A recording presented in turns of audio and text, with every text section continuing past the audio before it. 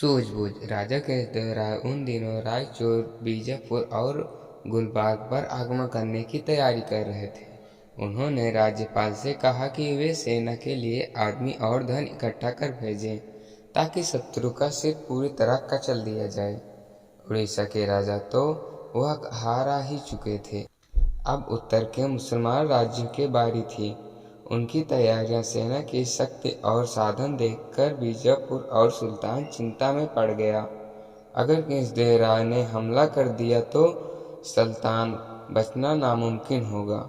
उन्होंने एक मुसलमान जासूस को ब्राह्मण के भेष में राजा आर्य बनाकर विजयनगर भेजा ताकि वह राजा का विश्वास प्राप्त कर सके और सही मौका हाथ आते ही राजा को मार डाले। सुल्तान ने सोचा कि अगर राजा को मार डाला गया तो इस साल हमला नहीं होगा और राजा की मौत से जो आपाधारी मचेगी उसका लाभ उठाकर विजयनगर पर धावा बोल दिया जा सकता है। राजा असल में मथुरा का रहने वाला था और काफी पढ़ा लिखा था। वह मथुरा के सुल्तानों व वंशज था। उन्हें विजयनगर के राजाओं से खदेड़ दिया था। राजा के लिए वे पूर्वजों की परिचय का बदला लेने का यह अच्छा मौका था। वह कट्टर मुसलमान था। उसका रंग काला था और तमिल ब्राह्मणों के रीति रिवाजों के आर्य अच्छी तरह से परिचित था। तमिल ब्राह्मण का भेष बनाकर वह विजयनगर के दरबार में पहुंचा। वह शुद्ध संस्कृति बोलता था, वेदों का पाठ करता, शास्त्रों, पुराणों और नाटकों के अंश सुनाया करता था। राजा कृष्णदेवराय विद्वानों का आदर तो करते थे, लेकिन नकली राजा आर्य ने दरबार में एक विशेष स्थान बना लिया। उसी दिन रात किसी ने समय राजा से महल के जाने की इजाजत भी मिल गई। शुरू में तो वह साधारण रहा, लेकिन धीरे धीरे वह मामला ने अंदर के कमरों में जाने लगा। वह ऐसा स्थान की तलाश में था जहां मौका पाकर वह राजा पर वार कर सके। एक समस्या यह थी कि राजा जहां भी आता जाता कुछ लोग हमेशा उसके साथ रहते थे। ऐसे मौके पर पकड़ लिया जाने का खतरा था। तेनालीराम वह हर वक्त राजा के साथ रहता था, इसलिए राजा आर्य को उससे बड़ी चिढ़ थी। तेनालीराम को भी वह अच्छा नहीं लगता था। उसे शक हो गया था कि हो न हो राजा आर्य जासूस है। वह उसे फंसाने की चाल सोचने लगा। एक दिन अचानक तेनालीराम ने राजा के सामने ही राजा आर्य से पूछ लिया, तुम्हारा वेद और गोत्र कौन सा है?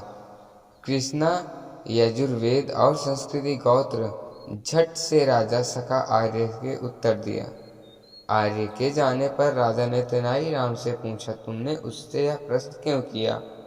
महाराज, मुझे शक है कि यह आदमी जासूस है। इस पर भरोसा करने से पहले इसे परख लेना चाहिए। गलत आदमी पर की गई कृपया बहुत नुकसान होती है। तुम्हारी बात में कुछ दम तो है, पर मुझे यकीन नहीं होता। मुझे अकेले को मारकर उससे क्या मिलेगा? मेरे मरने पर भी मेरे लाखों सिपाही तो जीवित रहेंगे। राजा ने कहा, एक से लाखों भेड़ों से अधिक ताकतवर होता है। फिर आपके न होने से सेना में फूट पड़ जाएगी। इससे शत्रु को हमें कुचलने का अवसर मिल जाएगा।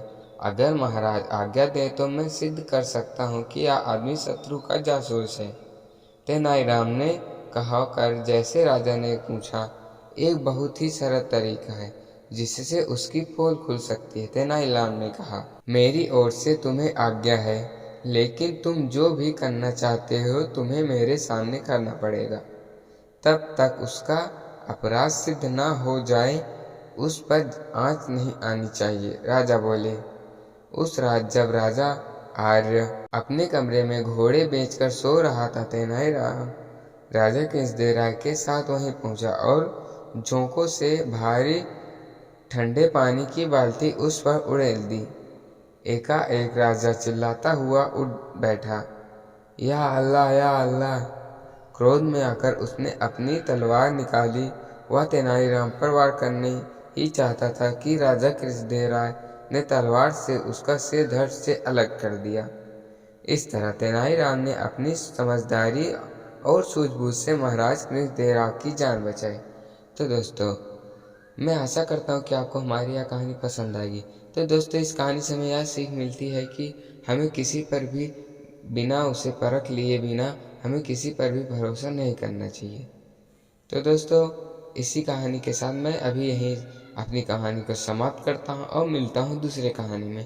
तब तक के लिए धन्यवाद। और दोस्तों, अगर आप हमारे वीडियो पर नए हैं तो वीडियो को लाइक करें और चैनल पे सब्सक्राइब करें। तो दोस्तों, मिलते हैं दूसरे कहानी में।